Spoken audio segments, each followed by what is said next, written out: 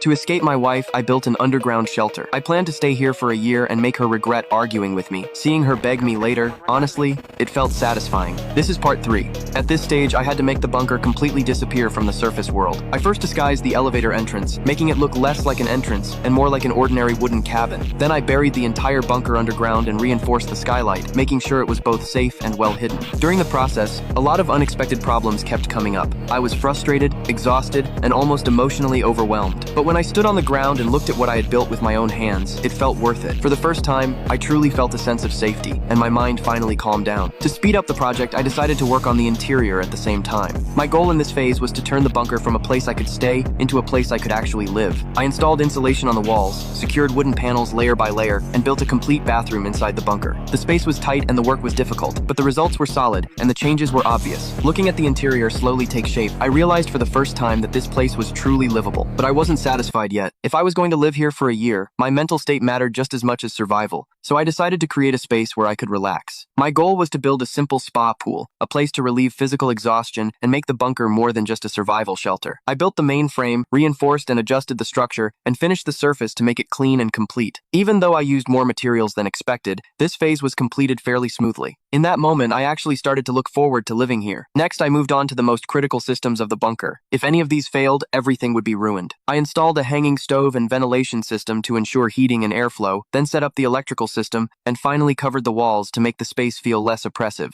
The wiring and structure had to be adjusted repeatedly, but in the end, everything worked. It took a huge burden off the next phase, and for the first time, the bunker truly felt like a home. To keep the entire project moving forward, I began the final round of finishing work. My goal at this stage was to make daily life completely stable. I laid the flooring and installed seals to block moisture, built a bar area, and placed the fridge and sofa inside. I was physically exhausted, but sitting on the sofa and looking at a space I built entirely by myself filled me with a sense of accomplishment. What I didn't expect was my wife's sudden arrival, and her attitude completely broke me. Follow me for part 4. I'll explain everything.